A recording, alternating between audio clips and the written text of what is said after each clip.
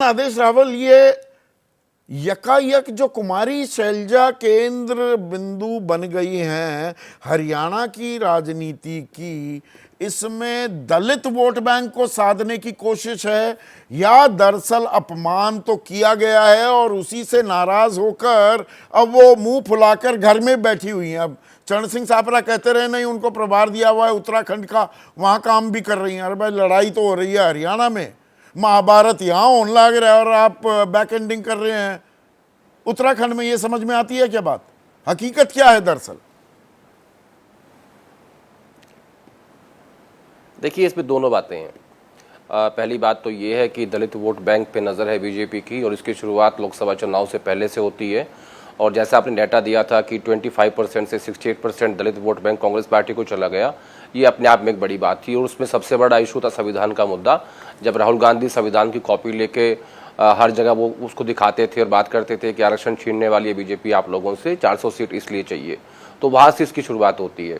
उसके बाद हरियाणा के विधानसभा चुनाव से पहले जब जो अलायंस कराए गए INLD का और बसपा का और चंद्रशेखर आजाद का और कराए गए या किए गए? कराए गए का मतलब आपका पहला ये कारण था, नहीं आदेश, आपने कहा कराए गए, मतलब क्या बीजेपी ने करवाए हैं ये? थोड़ा इसको थोड़ा सा समझाना पड़ेगा ना दर्शकों को। मैंने बहुत सोच समझ के कहा है कि कराए गए। तो कराए गए का मतलब ये है कि इन दोनों पार्टियों की क्रेडिबिलिटी ऑल टाइम लो थी। एक तो ये था कि ये दोनों पार्टियां इन बसपा और चंद्रशेखर के साथ मिलकर दलित वोट बैंक में सेंध लगाएं, और दूसरा ये था कि इनकी क्रेडिबिलिटी में थोड़ा सा लोग जो है भरोसा कर सकें। इसके पीछे दो कारण थे। लेकिन जब वो नहीं हो पाया तो बीजेपी ने खुद कमान संभाल ली और ये कहा कि देखिए, कुमारी शैलजा कैंपेन नहीं कर रही है, प्रचार नहीं कर रही है, वो नाराज हैं, उनका अपमान हो रहा है कांग्रेस पार्टी के अंदर। और उसके एक दो उदाहरण भी हैं, जिसमें एक बयान है नारनौंद का और एक बयान है हिसार के सांसद जयप्रकाश का। तो वो बात सही है, लेकिन अभी तक कोई उनका आधिकारिक बयान नहीं है। लेकिन उनकी नाराजगी को अगर मैं अज्यूम कर लूं तो वो किन कारणों से हो सकती है, ये जरूर चर्चा करनी चाहिए।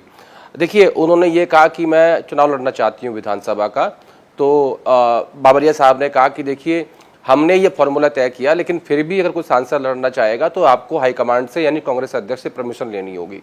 तो उनकी नाराजगी इस बात से हो सकती है।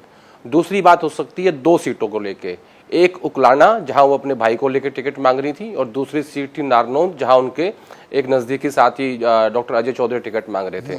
तो एक ये हो सकती है, और तीसरी हो सकती है कि जो सीटों की संख्या है, जो उनके हिस्से में 9 सीट आई हैं, जिसमें 4 सीटिंग MLA हैं और 5 उम्मीदवार उनको दिए गए हैं, उसको लेके हो सकती है। तो इन सब का अगर मैं मिश्रण कर दूं तो आप ये कह सकते हैं। लेकिन अभी तक आधिकारिक रूप से कुमारी शैलजा का कोई स्टेटमेंट नहीं आया है कि वो नाराज है। क्या कुमारी शैलजा वो दलित समाज से आती हैं, पर क्या उनकी इतनी पकड़ है कि वो अकेले इतना वोट बैंक ला सकती हैं, या ये वोट बैंक तो राहुल गांधी विपक्ष ने जो नैरेटिव दिया था उसके चलते दलित वोट बैंक शिफ्ट हुआ है? देखिए, हर एक नैरेटिव काम करता है। बीजेपी अपने नैरेटिव में कोई कसर नहीं छोड़ती है और वो आखिर तक चुनाव लड़ती है। उनको अच्छे से पता है कि उनके पास दलित वोट बैंक नहीं आएगा। कांग्रेस पार्टी का जो पिछले 20 साल का इतिहास है वो ये कहता है कि उनका जो स्टेट प्रेसिडेंट रहा है वो दलित रहा है और जो CLP के नेता रहे हैं वो जाट रहे हैं। अभी उदयभान भूपेंद्र हुड्डा हैं, इससे पहले कुमारी शैलजा भूपेंद्र हुड्डा थे, उससे पहले किरण चौधरी अशोक तंवर थे, उससे पहले भूपेंद्र सिंह हुड्डा और फूलचंद मुलाना थे। तो एक जो कांग्रेस पार्टी के पास जो सबसे स्ट्रॉन्ग वोट बैंक है पिछले 20 साल का हरियाणा में, वो जाट और दलित का कॉम्बिनेशन है। और उसके ऊपर से ये संविधान का मुद्दा जो अभी भी है, जिसके बारे में चर्चा अभी भी हो रही है कि ये इनकी मंशा थी। आप देखिए, उत्तर प्रदेश में मायावती से ऐसे में एक ये जो ब्रह्मास्त्र चला है, अगर मैं ये शब्द इस्तेमाल करूं, मनोहर लाल खट्टर कह रहे हैं कि आ जाइए हमारी पार्टी में, आ जाइए, हमारे दरवाजे खुले हैं। शैलजा क्या कैंप बदल सकती है?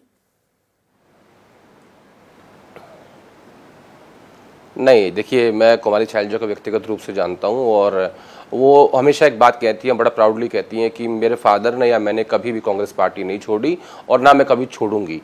चाहे कुछ भी हो जाए, मैं जिस दिन मैं बनूंगी कांग्रेस पार्टी के झंडे में लिपट के जाऊंगी। ये उनका एक ये जब भी पत्रकारों के बीच में बैठती हैं वो हमेशा इस बात को कहती हैं, बल्कि वो कटाक्ष भी करती हैं कई और नेताओं के ऊपर जो कि हरियाणा से हैं या दूसरे राज्यों से। इसमें एक और कहानी है, मैं वो शब्द का इस्तेमाल तो नहीं करूंगा, जैसे ही घड़ी का काटा दोपहर 2:30 पे आए, बबीता जी का दिल सास बहू साजिश के लिए मचल जाए।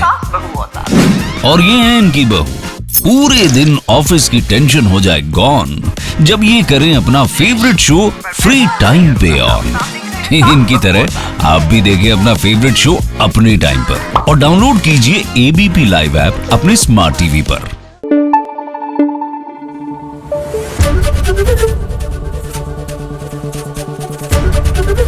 एबीपी न्यूज आपको रखे आगे।